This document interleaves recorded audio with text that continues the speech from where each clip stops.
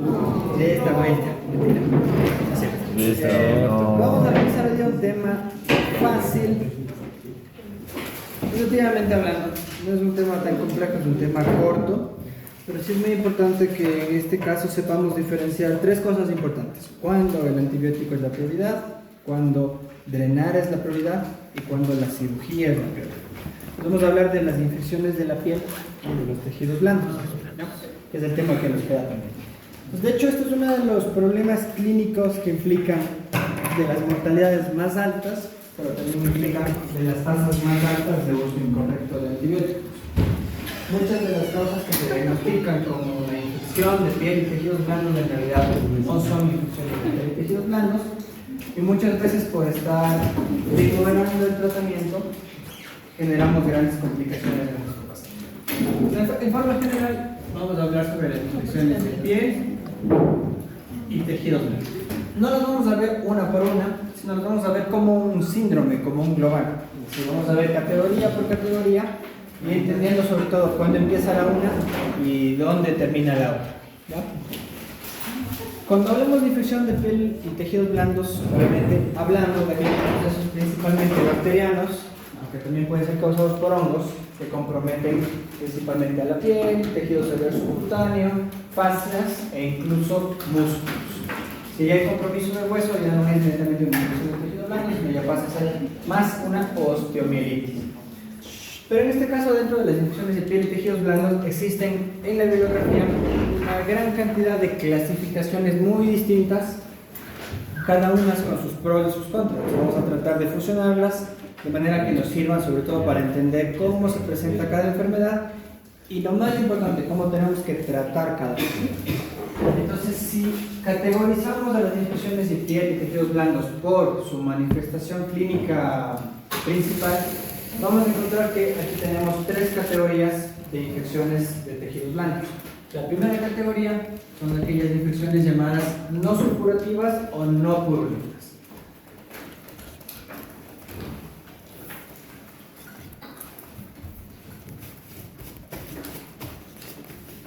Entonces, ¿qué caracteriza estas infecciones? Caracteriza la ausencia de colecciones purulentas. Es decir, aquí no voy a observar cúmulos de pus, sino simplemente es una infección extensa y generalizada de las capas superficiales o incluso profundas de la piel, pero no tengo nada que drenar. Entonces, la primera enseñanza que nos deja este tipo de infecciones es que aquí lo que predomina en el tratamiento es el inicio temprano de los antibióticos. Mientras más pronto yo empiece el antibiótico, mejores probabilidades clínicas de recuperación tendré con mi paciente. Entonces, en las infecciones no purulentas me voy a encontrar dos subtipos de infección que van a depender un poquito de qué tan extenso sea el compromiso. Cuando el compromiso es algo más superficial, a este tipo de infecciones no purulentas las llamamos erisipelias. Pero cuando la infección ya aborda tejidos que van un poquito más allá de la dermis, incluyendo el tejido celular subcutáneo, las vamos a llamar celulitis. Entonces, estas son las dos principales infecciones de las cuales yo no tengo pus, pero se extienden ampliamente por la superficie de la piel. Y cuando digo erisipelia y digo celulitis, el principal sospechoso como responsable de esas patologías no es más que el Streptococcus pyogenes.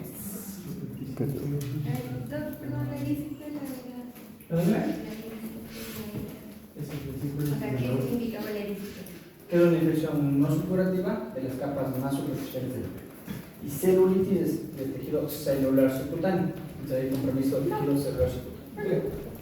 Pero para la celulitis, en agente biológico más probable era... Esto fue lo que pasó. No, ya vamos a ver. No es del labio, es el Streptococcus pyogenes. Pero no son medicamentos para cubrir eso. Se cubren los dos, porque de hecho, particularmente los dos son gram positivos y los dos son cocos, entonces, buena economía. Hablando de cocos de... Entonces, siempre el sospechoso va a ser el piógenes, pero aquí piensen en una cosita importante. ¿Y por qué es tan importante enfatizar en el piógenes? Porque el piógenes produce toxinas.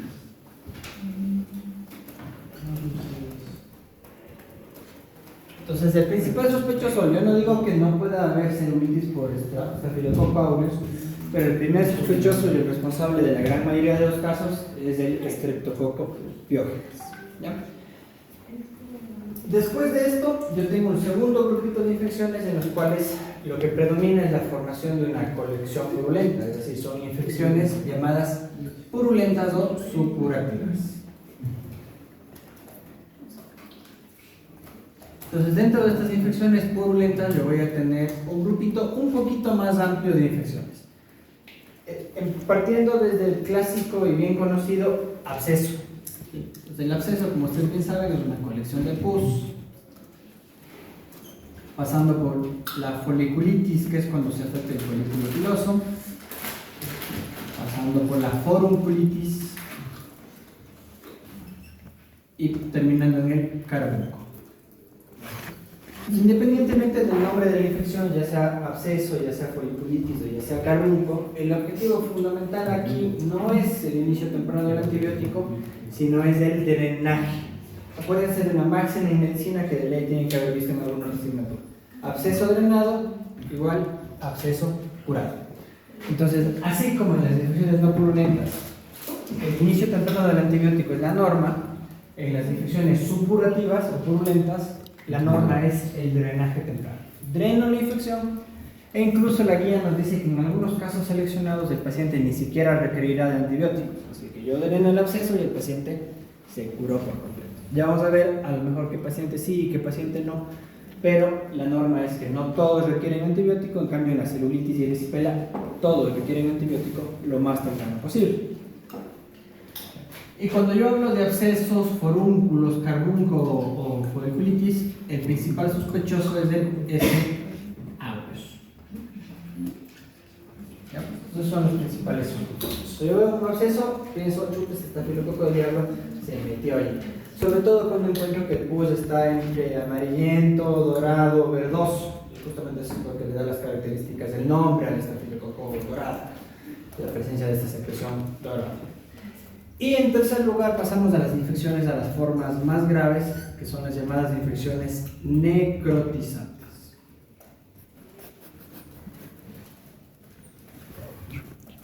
Entonces, las infecciones necrotizantes, como ustedes ya se dan cuenta por el nombre, lo que predomina es la necrosis de los tejidos y sobre todo el compromiso profundo de los tejidos.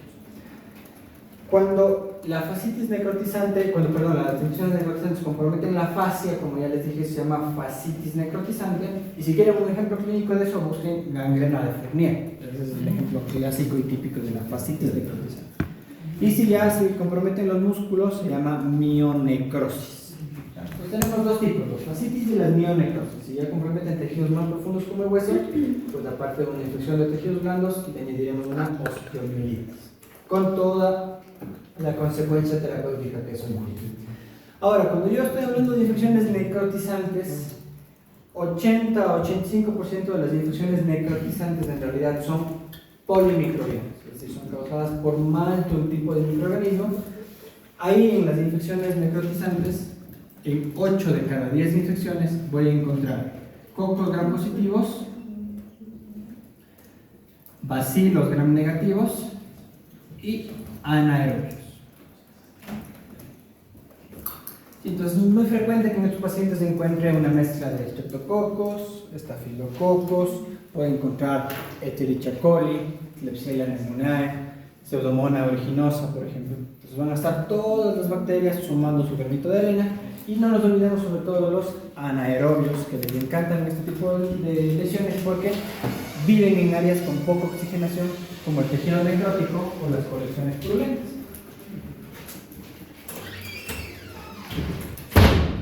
Ya saben ustedes que a diferencia de las masas o tumores, las colecciones de abscesos o quistes no tienen irrigación sanguínea, es decir, no reciben oxígeno. Entonces es el sitio ideal para que los anaerobios puedan proliferar. ¿Ya? Pero no todas las infecciones necrotizantes son polimicrobianas. Sí hay algunas que son monomicrobianas, son las poli, otras que son monomicrobianas, que son justamente las de tipo 2. Y siempre que pensemos en monomicrobiana, volvamos a acordarnos del Streptococcus pyogenes. Entonces, el estreptococo piógenes es el responsable de infecciones no purulentas, pero también puede causar infecciones purulentas, en cuyo caso la infección recibe el nombre de celulitis necrotizante. Tengo un tercer tipo que es un poquito más infrecuente y está restringida a condiciones muy especiales, como por ejemplo la presencia de contacto con agua, océano, mar, agua contaminada, lagos, como las infecciones causadas por aeromonas y vibrios. Y un cuarto tipo que es muy infrecuente, que son las infecciones necrotizantes causadas por hongos. Yo deberé pensar en infecciones por hongos prácticamente de forma exclusiva en los inmunosuprimidos, ¿sí? En estado severo ya de SIDA. Entonces ahí tenemos una combinación clínica microbiológica de la clasificación de las infecciones. Entonces podríamos decir en forma muy simple que tenemos dos grandes grupos de infecciones: las infecciones necrotizantes y las no necrotizantes. Dentro de las infecciones no necrotizantes tengo dos categorías: las purulentas y las no purulentas, en las que destacan sin duda estreptococo y estafilococo. Y dentro de las necrotizantes, la gran mayoría, 8.5 de cada 10, son polimicrobianas: cocos gram positivos, bacilos gram negativos y sobre todo incluimos anaerobios. Pero esta es apenas una de las clasificaciones, pero ya de por sí aquí ya vamos intuyendo el tratamiento. Entonces recordemos el tratamiento. Aquí, en azulito vamos a poner tratamiento antibiótico temprano. En las purulentas, tratamiento drenaje. Y en las necrotizantes, tratamiento cirugía, limpieza quirúrgica. Entonces son tres caminos de tratamiento completamente distintos y por eso enfatizamos en esta clasificación, porque es la que nos guía en el tratamiento. Entonces, si yo veo una infección necrotizante, mi objetivo, más allá de empezar el antibiótico temprano, en realidad es hacer una limpieza quirúrgica lo antes posible. Por el contrario, si yo veo una infección no purulenta, el antibiótico temprano es la norma, y si yo veo una colección, drenar la colección en la gran mayoría de casos resuelve el problema. Ahora, si queremos una clasificación un poquito más histológica, digamos, una clasificación un poquito más tradicional, podemos clasificar a las infecciones en función del estrato cutáneo que comprometen. Entonces, aquellas infecciones que comprometen únicamente la epidermis son bastante raras en los adultos, pero muy frecuentes en los niños, y de seguro ya lo vieron en salud infantil. Se llaman impético. El impético es una infección estafilocócica generalmente, que compromete principalmente la epidermis y que tiene una característica distintiva y clarísima de identificar: la costra melicérica, que es como miel seca que se queda pegada.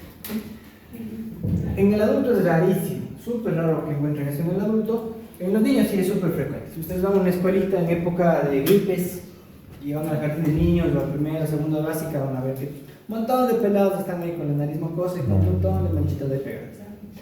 Es la típica del niñito que se limpia con la chompita del uniforme y se raspa la nariz. Después tiene un montón de costritas.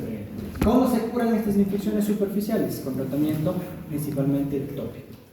Y cremitas. La gran mayoría de estos casos no requieren antibióticos sistémicos y únicamente requerimos tratamiento tópico. Entonces aquí las cremitas antibióticas son súper útiles. Por ejemplo, mupirocina.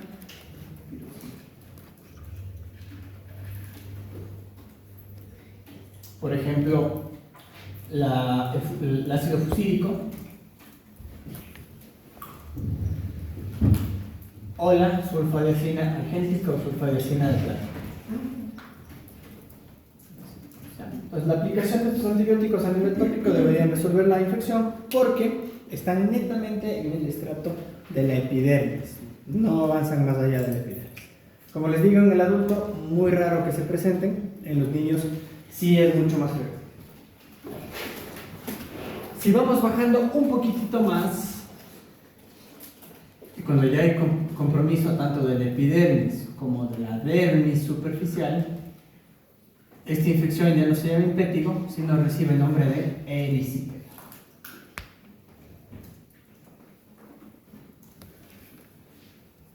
clínicamente, ¿qué caracteriza a la erisipela y cómo la diferenciamos de su prima hermana, que es la celulitis? En la erisipela vamos a encontrar una placa rojiza, engrosada, pero sobre todo muy bien delimitada. Es decir, tú sin necesidad de verla, solamente con el tacto puedes diferenciar dónde está la piel sana y dónde empieza la piel enferma. ¿Sí? Hay como una gradita entre la piel sana y la piel enferma que te permite diferenciarlas muy bien. Entonces la piel en estos casos adopta la forma de una cáscara naranja, la piel en cáscara naranja,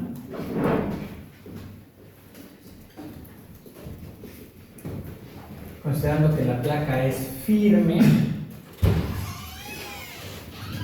dura y muy bien delimitada.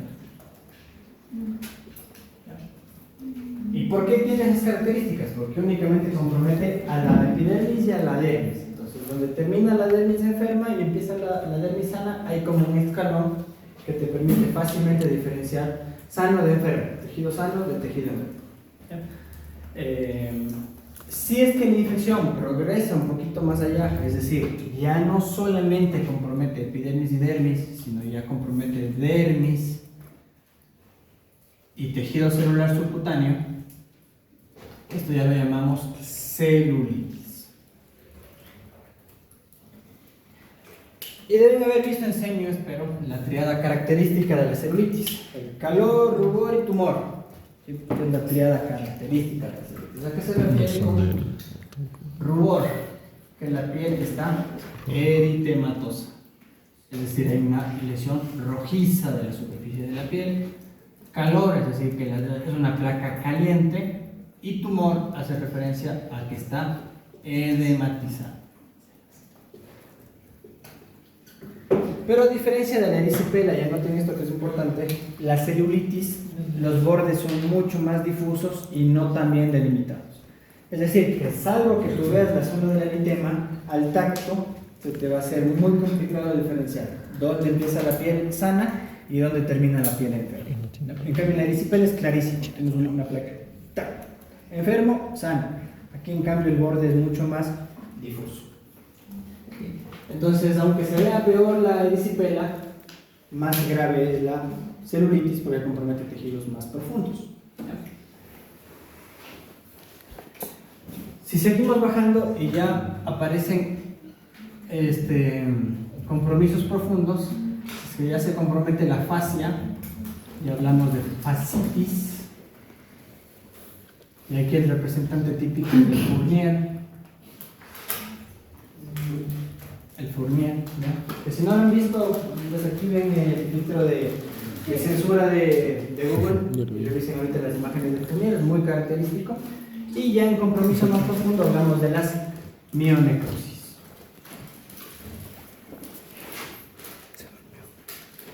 Y estas dos infecciones las vamos a valorar como un solo grupo. Entonces, cuando yo pienso clínicamente que mi paciente tiene una infección necrotizante, y esto es muy importante y es pregunta de examen. Signos clínicos que me indican que esta infección de la piel es necrotizante. El primer signo clínico, y tal vez el más frecuente, hay un dolor desproporcionado.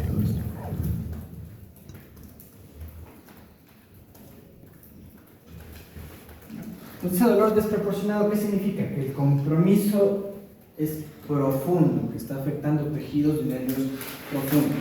¿Qué significa esto? Que a lo mejor tú visualmente ves una pequeña placa en la superficie de la piel, pero el paciente se retuerce y se muere de dolor y tú dices, ¡ay, qué exagerado! Si no es para tanto, si es una placa pequeña. El problema no es la placa pequeña, es lo que está por debajo de esa placa pequeña. Entonces, si tu paciente tiene un dolor desproporcionado para lo que tú ves en el examen físico, piensa que eso es una infección necrotizante. Por el contrario, otro signo clínico importante que te puede ayudar: si es que tú pasas la mano por encima de la piel del paciente y el paciente dice, no siento nada, es decir, hay anestesia cutánea, esto también es un signo de compromiso profundo.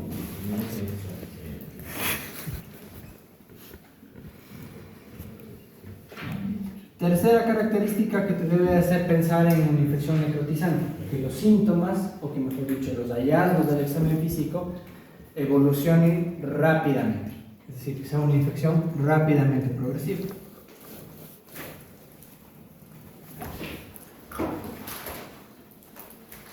Y llega el paciente a la consulta del doctor Giuseppe y le dice, vea, doc, ayer tenía una plaquita así de unos 3 centímetros de vea, ahorita estoy con todito el brazo inflamado. De ayer para hoy me puse mal. Entonces, ese de ayer para hoy me puse mal, automáticamente a ti te tiene que prender las alarmas y decir, esta vaina es necrotizante. Entonces, tengo que empezar el tratamiento quirúrgico. Otra característica importante que te tiene que hacer pensar en necrotizante, la presencia de enfisema o crepitantes subcutáneos.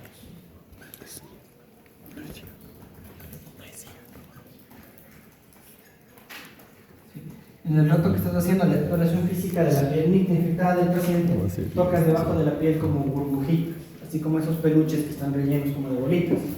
Eso es lo mismo que tocas en la piel del paciente. La presencia de esas bolitas en la piel es sinónimo de ¿qué? Anaerobios. Por lo tanto, es una infección necrotizante. Y si hay anaerobios, es porque hay necrosis de los tejidos. Entonces, el enfisema subcutáneo es automáticamente un signo de necrosis. Incluso puede ser un signo tardío. Si ya tocas el enfisema es porque ya está la infección hecho pedazos. Otro hallazgo clínico importante que va de la mano con el enfisema, la presencia de bulas o de ampollas necrohemorrágicas.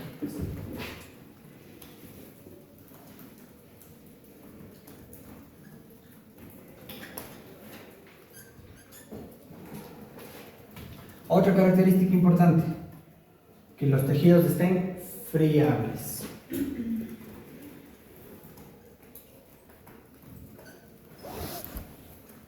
¿A qué se refiere esto? Por ejemplo, supongamos un ejemplo. Tú estás explorando una pierna, viene un paciente con una pierna toda roja y dolorosa, la estás explorando y haces un poco de fricción y se desprende la piel.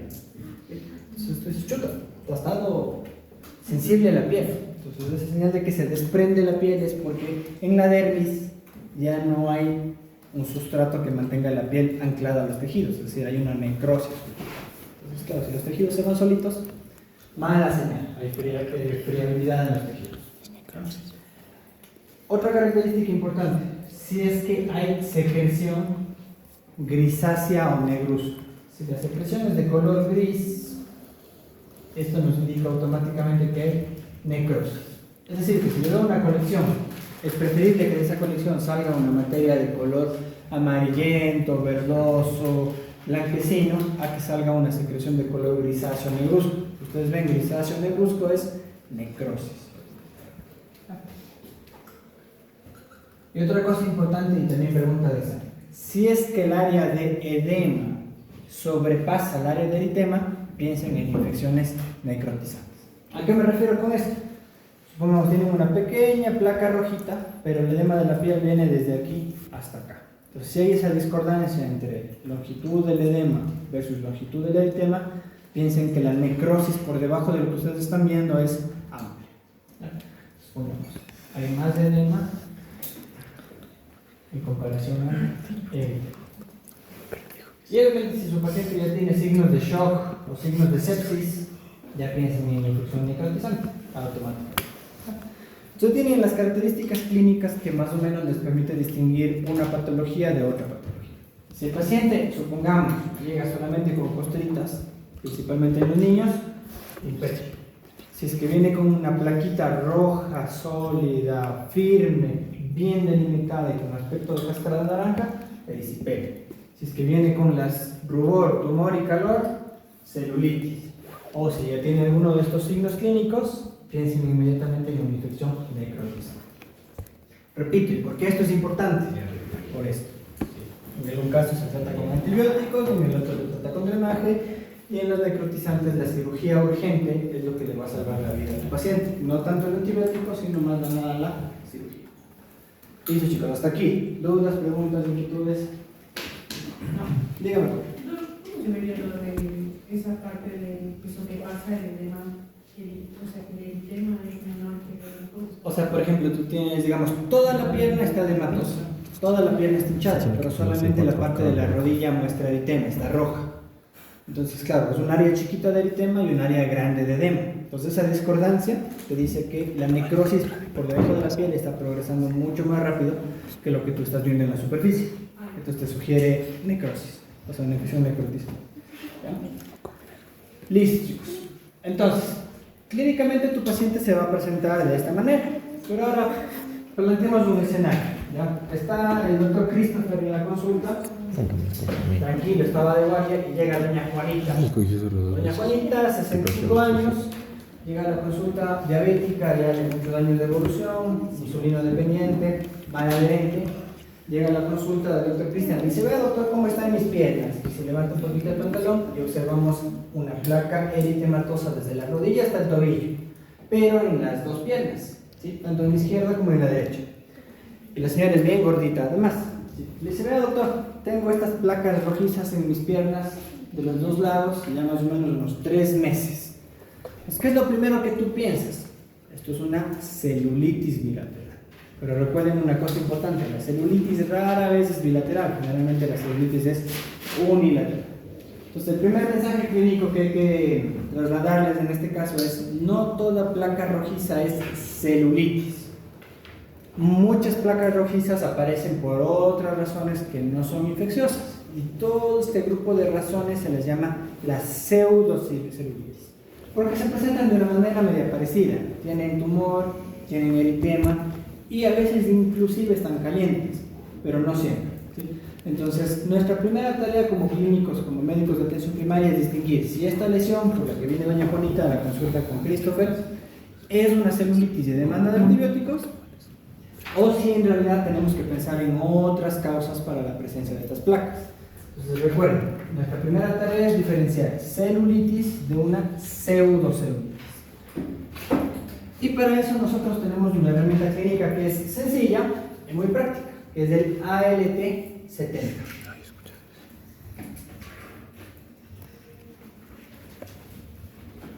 Entonces recordemos a la paciente: Juanita, 65 años, obesa, diabética, con placas eritematosas, edematosas en ambos miembros inferiores de unas 3 meses de evolución.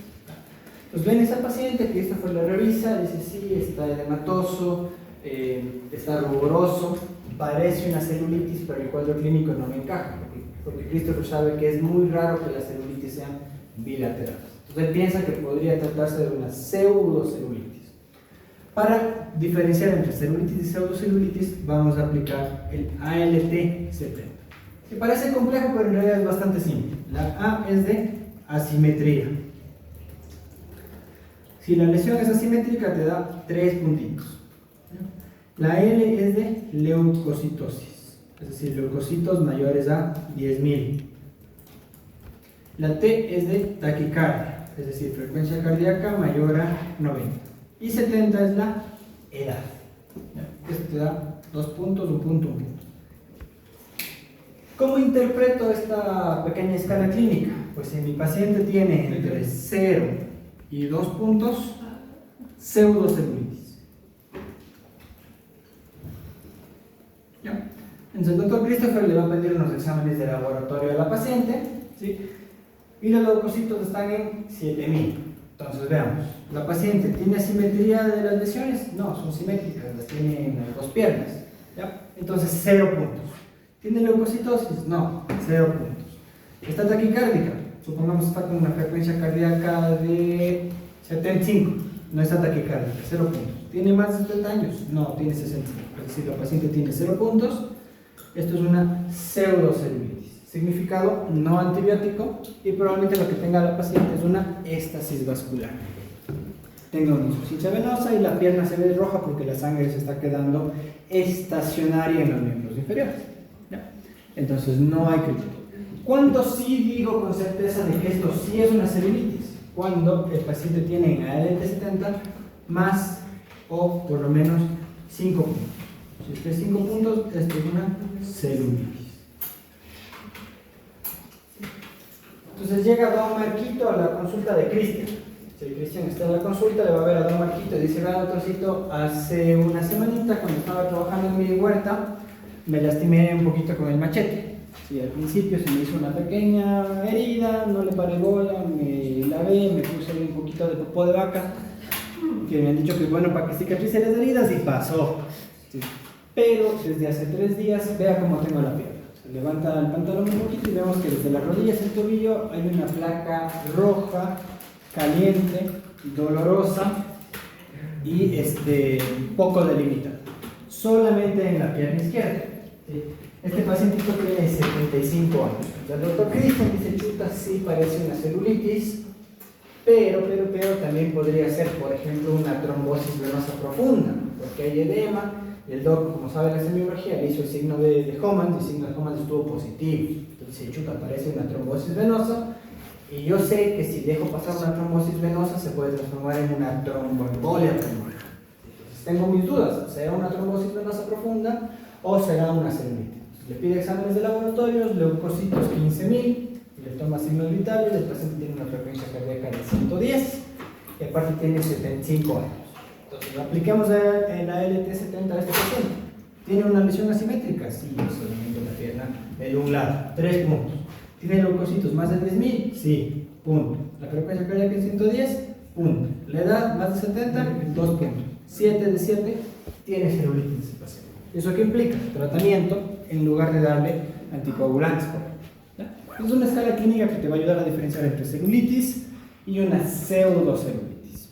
Un porcentaje importante de los antibióticos que reciben nuestros pacientes por esto van hacia la pseudocelulitis. Nos pasa la típica, como le pasaba al doctor Christopher, que viene doña Juanita y le dice al doctor, ya 3 ciclos de antibióticos que me dan los doctores y no me curo. Ya manden un antibiótico bueno. No va a curarse con antibióticos porque es una pseudocelulitis. Hasta ahí estamos. Ya, puede ser tranquilamente el caso clínico del examen. Ahora, ya estábamos viendo a don Manuel, lo que le pusimos, don Manuelito viene con una celulitis bien instaurada, pero el doc le preocupa porque don Manuelito está con la presión baja, está con taquicardia, es decir, tiene un índice de shock mayor a 1, está con el estado de conciencia un poquito alterado. Entonces el doc dice, chuta, esto será una celulitis, es decir, una infección no purulenta, o será una fascitis necrotizante. Es decir, le tendré que mandar solo antibióticos o le tendré que derivar a mi pana del cirujano para que le haga una limpieza quirúrgica. Entonces, para resolver esta disyuntiva, tenemos una escala clínica que nos va a ayudar a determinar. ¿Sí? Ya saben ustedes que aunque engorrosas, las escalas clínicas nos ayudan a objetivar lo subjetivo. Entonces, supongamos, este el doctor Cristian dice, el doctor Cristian, para mí esta vaina es una fascitis necrotizante. Si el paciente tiene todos los factores de riesgo, se macheteó y encima se puso un contaminante nada estéril, como un popo de vaca. Que eso hace la gente del campo, así que no se asombre. ¿Ya? Cuando el doctor Cristian dice es una celulitis, pero como interconsulta al doctor Reilly, que justo andaba por ahí al lado, el doctor le dice, no, es una celulitis, dale antibiótico nomás y que vuelva en una semana. Entonces, claro, los dos tienen parte de razón porque es una apreciación subjetiva de los dos. Entonces, ¿yo cómo vuelvo objetivo una apreciación subjetiva? Justamente con una escala clínica. Entonces, dice, apostemos, hagámosle un LR-INEC a ver si es que apunta a fascitis necrotizante o si es que es celulitis. Entonces, el LR-INEC es una escala que va a considerar principalmente marcadores de laboratorio como sodio, glucosa, leucocitos, proteína C reactiva, y en base a eso construir una escala clínica que me oriente si es que es celulitis versus una infección necrotizante. ¿Qué me dice la escala? Si el paciente tiene menos de 6 puntos, esto es una celulitis no necrotizante. Es decir, es una infección no complicada. Ahora, si es que el paciente tiene entre 6 y 8 puntos, esto es sospechoso de una infección necrotizante. Y si el paciente ya tiene más de 8 puntos, esto es de alto riesgo para fascitis necrotizante. ¿Sí? El paciente en la escala tiene 9. Entonces el que tenía razón era el que decía que esto es una infección necrotizante. Entonces, ¿qué vamos a hacer en este paciente? Ya no solo antibióticos, sino limpieza quirúrgica, con el cirujano lo antes posible. Entonces acuérdense esas dos escalas. La LT70 me ayuda a diferenciar un pseudo proceso infeccioso de un proceso infeccioso, y el LR-INEC me ayuda a diferenciar una infección no complicada, no necrotizante, de una infección necrotizante. ¿Ya? ¿Hasta aquí estamos? Sí. Pero, claro, el LR-INEC sale entre 6 y 8, y el doc dice, chuta, no me cuadra. ¿Ya? ¿Qué examen de imagen consideran ustedes que sería el gol estándar para valorar con precisión las infecciones de tejidos blandos? El gol estándar. Ese es el primer examen, el examen de primera elección. ¿Cuál es el gol estándar? La resonancia magnética. Recuerden que para ver tejidos blandos, el mejor estudio disponible, el gol estándar, el que tiene la mayor sensibilidad y especificidad, es la resonancia magnética. ¿Sí? Pues claro, el mejor estudio para este caso será la resonancia magnética, pero yo sé que van a decir, pero la resonancia magnética, pues pónganse a ello, en el hospital básico no hay resonancia magnética. Y tienen razón. Entonces, aunque no sea el gol estándar, el examen de primera línea suele ser la ecografía de tejidos blandos. Entonces, dentro de los exámenes, el eco de tejidos blandos tiene un rol protagónico. ¿Por qué? Porque te va a permitir valorar varias cosas. Primero, te ayuda a hacer el diagnóstico diferencial. Si al final el doc no quedó tan seguro si es que era una celulitis o una pseudocelulitis, porque la LT70 le salió en 3. Dicen, puede ser, no puede ser. Entonces le va a pedir una ecografía y si encuentra el típico integral, es decir, el patrón en Cobblestone que llaman los gringos, eso es una celulitis. Cuando ustedes pasan el ecógrafo por encima de una celulitis, van a ver que el tejido subcutáneo justamente está como cuadriculado, como si fuera un adoquinado, tal cual. Entonces, si ustedes ven ese adoquinado, te dicen, no, si es una celulitis. Entonces, la escala clínica no me ayudó, de manera que yo tuve que optar por una ecografía. ¿Para qué otra cosa te sirve la ecografía? Supongamos, este mismo paciente, a Marquito, que estábamos evaluando. Estaba Marquito con edema de pierna. La LT70 me sugiere que es una celulitis, el LRINEC salió en menos de 6, entonces aparentemente no es una infección necrotizante, pero lo que le llama la atención al doctor Cristian que cuando toca la placa, en el centro de la placa roja hay un área que está como blandita. ¿Sí? Entonces el doctor dice, chuta, ¿será un absceso que yo tenía que drenar? Entonces, para no meter el cuchillo a ciegas, no cortar por cortar y que no salga nada, el doctor va a hacer una ecografía para buscar colecciones. Es decir, la ecografía nos sirve para confirmar el diagnóstico, nos sirve para buscar colecciones que eventualmente tengamos que drenar y de paso nos permite valorar la extensión de la lesión. ¿Sí? Entonces el doc ve que la placa no es muy grande, pero palpa como pequeñas como si hubiera un poco de efisema o palpitantes subcutáneos. Entonces el doc le llama la atención y dice, no, hagámosle un eco para ver si es que hay compromiso profundo. Le hace una ecografía y encuentra gas subcutáneo y una inflamación del músculo. ¿Sí? Entonces lo que en realidad el paciente tenía ya no era una celulitis, sino era una mionecrosis. Entonces esas son las utilidades que podemos darle a la ecografía. Ahora, claro, si el doctor Cristian estaba en el Metropolitano, le pidió una resonancia magnética y tuvo completamente toda la información detallada y con punto y coma de cómo están las características de su paciente. ¿Ya? Entonces recuerden, gol estándar, resonancia, examen de primera línea, ecografía. Lo mismo que en urolitiasis, acordarán, en urolitiasis el examen gol estándar era la urotomografía, pero el examen de primera línea era la ecografía. Lo mismo aquí, primera línea, ecografía, gol estándar, resonancia magnética. Entonces ya con el paciente bien diagnosticado y todo, ¿qué es lo que vamos a hacer? Primera cosa que no se les olvide, si es que la infección es no purulenta, vamos a delimitar la lesión. Es decir, agarras un marcador de piel, un esfero de piel, un bolígrafo de piel, como le quieras llamar, y lo primero que vas a hacer antes de empezar el tratamiento es circunscribes el borde de la lesión. Si usted va a decir, ¿y por qué? Es una forma objetiva de saber cómo evoluciona la lesión. ¿Sí? Supongamos, tú estás en el hospital de guardia, pero tú estás de guardia hoy, mañana estará otra persona, pasado mañana otra persona y el siguiente turno te volverá a tocar a ti. Entonces, cuando tú vengas a verle a don Marquito en la consulta, no te vas a acordar cómo estaba esa placa y tú vas a decir, sí le veo mejor, está mejor. Pero tú dices, no, lo que está igualito al que estaba en un turno de ayer. ¿Quién me va a decir si tengo razón o no? El borde. Entonces yo comparo el borde al principio y el borde después.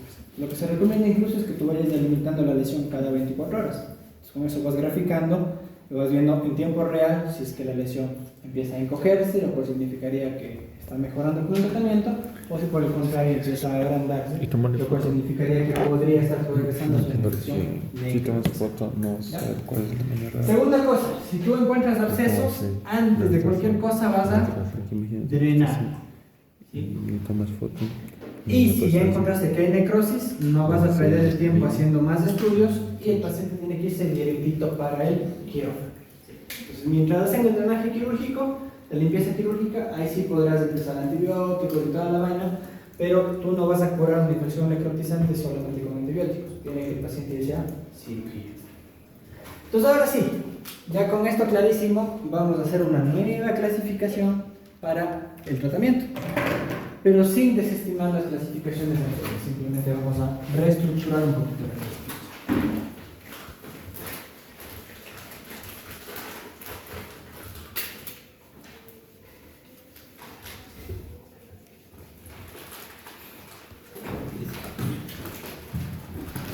¿Dudas, preguntas?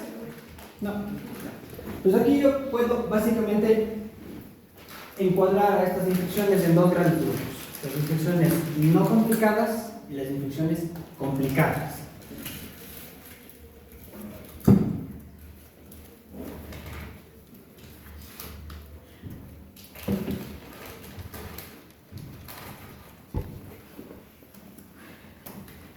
Entonces, cuando la doctora Valentina, por ejemplo, diría esto no es una infección complicada, cuando el paciente no tenga ni signos sistémicos ni datos clínicos de necrosis. Entonces, para yo decir esto no es complicada, el paciente no debe tener síntomas sistémicos ni datos clínicos de necrosis. El paciente prioritariamente no deberá estar febril, no deberá estar hipotenso, no deberá estar taquicárdico, no deberá tener la conciencia alterada, no deberá tener una leucocitosis marcada y mucho menos tener bulas, crepitantes, anestesia, todos los signos clínicos que veíamos en necrosis.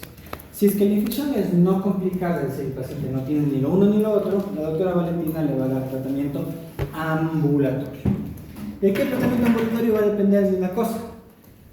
Si es que es una infección no purulenta o si es una infección purulenta. En este caso, si es que es una infección purulenta, el tratamiento que Valentina va a hacer es drenaje, porque ella se acuerda muy bien que absceso drenado es absceso curado, y va a valorar la necesidad de utilizar antibióticos. ¿Cuándo no utilizaríamos antibióticos? En abscesos pequeños, principalmente localizados en extremidades, en pacientes jóvenes sin factores de riesgo. Entonces viene Franklin, que justo se fue a jugar, no, se fue a la playa, celebrando que pasó el semestre, se fue a la playa, le picó por ahí algún bichito de la playa y se le hizo un pequeño absceso en la pantorrilla. Pero no tiene fiebre, no tiene malestar general, sí le duele, pero le duele poquito. No tiene signos de compromiso sistémico, tiene una lesión muy bien delimitada, sin celulitis. Entonces le dicen, pero hasta yo te dreno. Le drena y hasta ahí llegó el asunto. No necesitamos antibióticos, nada, simplemente drenaje y curación de la herida.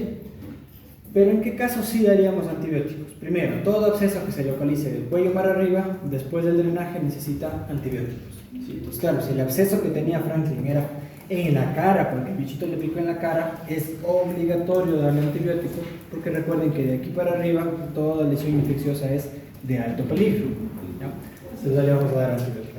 O si por el contrario tiene una lesión como una colección y alrededor de la colección hay como un halo de celulitis, pues en ese caso drenaje más antibiótico. O supongamos que el paciente no era Franklin, sino era un señor de 75 años diabético que viene con un absceso, drenaje y antibiótico, ¿ya? Entonces, si el paciente es joven, sin comorbilidades y tiene un absceso en una zona poco sensible, no antibiótico, solamente drenaje; en caso contrario, antibiótico, ¿ya? Y ahora, si es una infección no purulenta, el tratamiento de elección es antibiótico. ¿Qué microorganismo debo preocuparme principalmente por cubrir? Streptococcus y eventualmente meterle en el mismo grupo al Staphylococcus aureus, pero principalmente el Streptococcus. Entonces, como son cocos gram positivos, yo sé que los cocos gram positivos son sensibles a los beta-lactámicos, principalmente a las penicilinas sintéticas y a las cefalosporinas de primera generación. Entonces, ¿qué tratamiento vamos a elegir para ellos? Vamos a elegir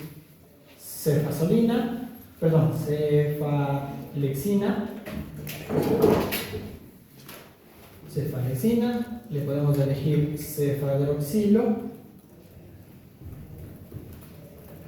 podemos elegir dicloxacilina. Si es un paciente de alto riesgo, eventualmente amoxicilina con ácido clavulánico.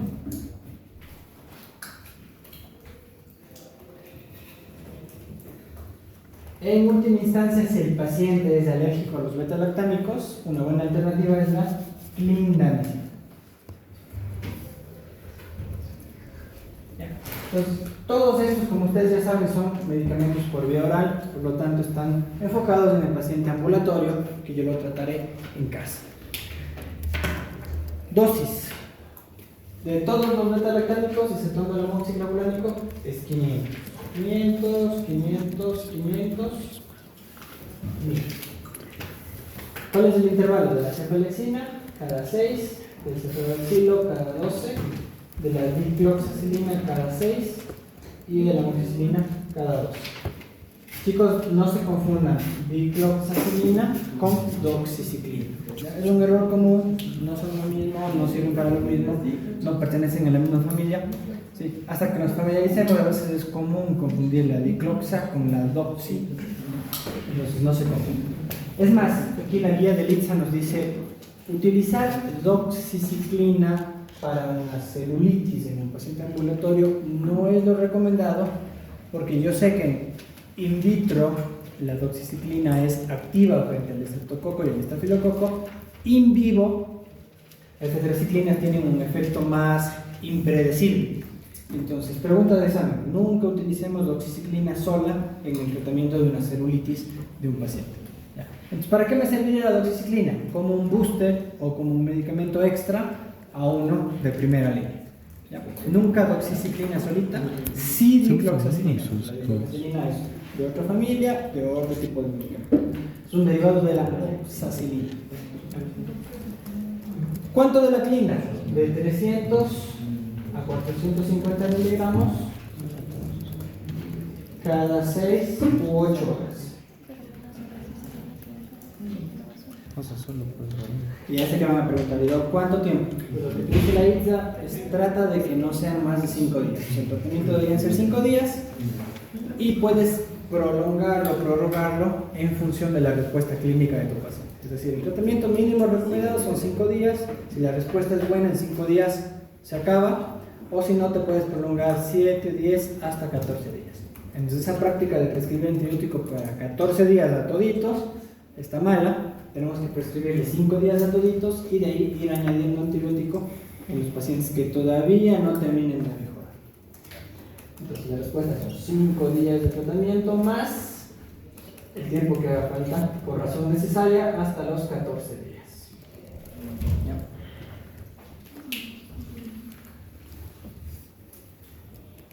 Profe, estos antibióticos también le podría utilizar para después del drenaje. Sí, todos ellos son activos frente al Staphylococcus aureus, entonces podrías utilizarlos.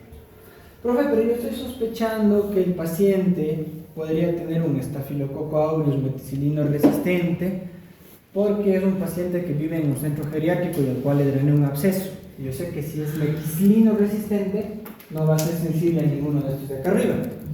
Pues tienes la clindamicina, o como backup, la trimethoprim sulfamethoxazole.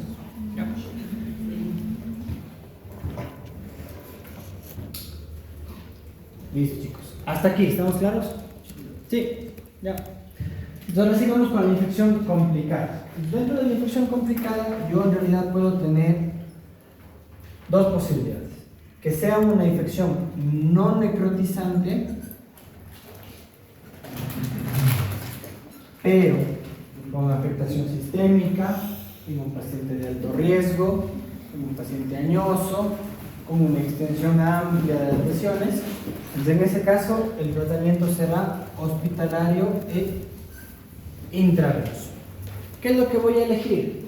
Voy a seguir el mismo principio que había utilizado, es decir, cubrir Streptococcus como prioridad y Staphylococcus aureus como secundario. Entonces, ¿qué hago? Estos mismos, pero en su versión inyectable. Es decir, voy a utilizar cefazolina, 2 gramos cada 8 horas por vía intravenosa, o en su defecto, ceftriaxona en la dosis que ustedes ya conocen. ¿Ya? O en su defecto, si el paciente es alérgico a los beta-lactámicos, como en el ejemplo del principio, puede utilizar clindamicina por vía intravenosa. En este caso, la clínica intravenosa será entre 600 y 900 miligramos cada 8 horas. Entonces, al igual que lo que pasa con la ciprofloxacina, la clindamicina tiene una dosis diferente para la vía oral y una dosis diferente para la dosis intravenosa. ¿Ya? ¿Por cuánto tiempo? Pues hasta que mejore el paciente, y una vez que esté mejor, switcheas a la vía oral y le mandas el tratamiento por vía oral que comparte en casa. ¿Sí? Si empezaste cefazolina y el paciente le fue bien, pues le vas a mandar a la casa con cefadroxil. Si empezaste clindamicina y el paciente le fue bien, cambias por clindamicina. Y hasta ahí todo bien, todo bonito, pero el problema es que eventualmente dentro de las infecciones complicadas podemos también tener las infecciones necrotizantes. Pues aquí el mensaje que les quiero recalcar es, si bien es cierto, debo empezar antibiótico, lo que no se debe retrasar bajo ningún concepto es la limpieza quirúrgica de ese tejido necrótico. Es decir, vamos a hacer el debridamiento quirúrgico del tejido necrótico. De eso va a depender la supervivencia del paciente, incluso mucho más que del inicio temprano del antibiótico. Entonces aquí, mientras tú no quites el tejido muerto, ese tejido muerto va a seguirse extendiendo y la condición clínica del paciente va a ser peor. Tú estás en el hospital básico, si te llega un paciente con una fascitis necrotizante, una gangrena de Fournier, tú lo valoras, identificas que es una infección necrotizante, como en ese hospital no tienes quirófano, llamas al hospital de referencia y lo llevas directito al quirófano, y en la ambulancia, mientras lo llevas, le vas pasando antibiótico. ¿Qué antibiótico elegiríamos? Elegiríamos el mismo antibiótico para un paciente en shock séptico. Piperacillin, tazobactam o meropenem. Pero recuerden aquí una cosita importante. Si bien es cierto, piperacillina y meropenem tienen efecto contra estrepto y con estráfilo, no tienen un efecto completo. Entonces yo de ley, aquí sí necesito vancomicina. Recuerdan las primeras clases que teníamos en la primera, segunda semana, decíamos, siempre que haya sospecha de estafilococo, banco.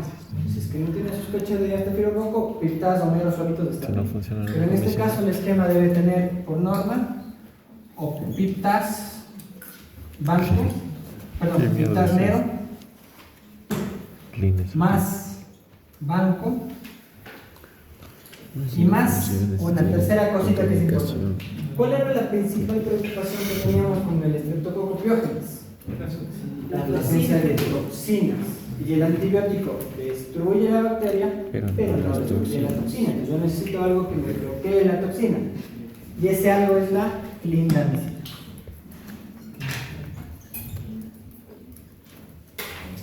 Y yo sé que alguno va a decir, pero profe, si yo ya le estoy dando vancomicina que cubre estafilococo, ¿para qué le voy a dar clindamicina? Porque también cubre estafilococo. Entonces la idea no es que la clindamicina cubra el estafilococo, sino que bloquee la toxina. Entonces, si es que un antibiótico no te puede faltar en un paciente con fascitis necrotizante, es la clindamicina. Es decir, tú podrías elegir entre piptas y meropenem. Podrías elegir entre vancomicina y linezolid. Pero la clindamicina no tiene reemplazo. Tiene que estar la clindamicina, salvo que el paciente sea alérgico a la clindamicina, que sería la única contraindicación, pero de ahí tiene que estar siempre, porque bloquea el efecto de la toxina del estrepto. ¿Ya? ¿Estamos claros con eso? Ya. De todas formas, comprendamos y explicamos al paciente que a pesar de que empecemos temprano el antibiótico, que hagamos un desviamiento quirúrgico temprano, las probabilidades de mortalidad en el paciente con infección necrotizante son súper altas. Sobre todo en las infecciones polimicrobianas como la gangrena de Fournier. Yo personalmente, de todos los pacientes con Fournier que he visto, solamente un paciente con Fournier salió, pero salió del hospital después de 3 meses, creo que debería ingresar. Porque son pacientes que tienen alta mortalidad y si no se mueren en la infección, fallecen por las complicaciones postinfecciosos, porque normalmente son pacientes diabéticos, obesos, con falla renal, bueno, un montón de cosas. Entonces la mortalidad es súper alta y un paciente con Fournier incluso falleció por una complicación infecciosa por un injerto quirúrgico que se hizo. ¿Ya? Se le inyectó el injerto, le tomaron un injerto del glúteo para colocarlo aquí en la zona del perine y se le infectó y falleció por esa infección. ¿Ya?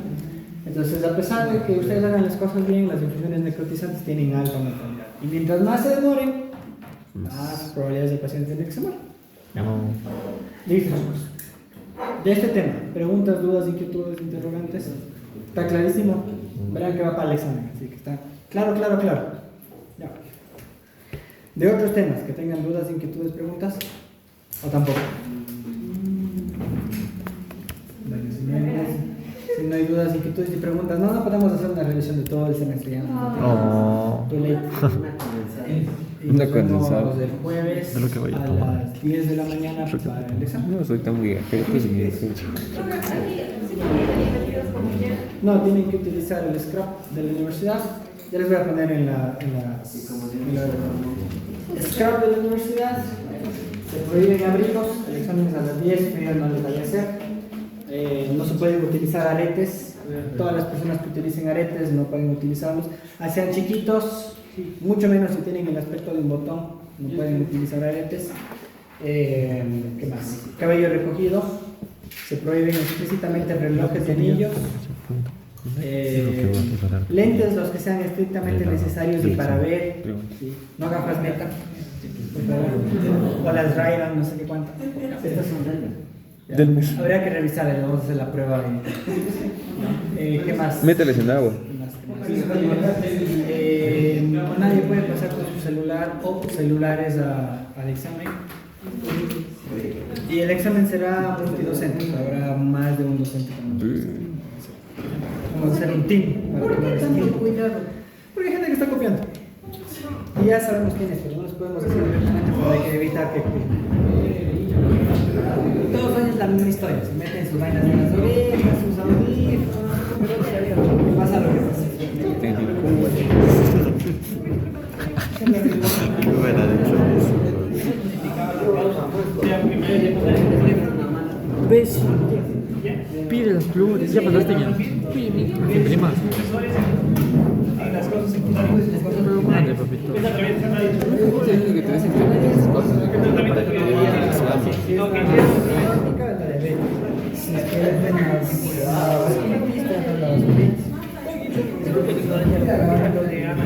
¿Qué chuchos hizo la fila, güey?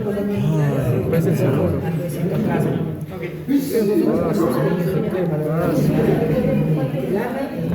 Bueno, se puso ahora. Y os hago caso para la última.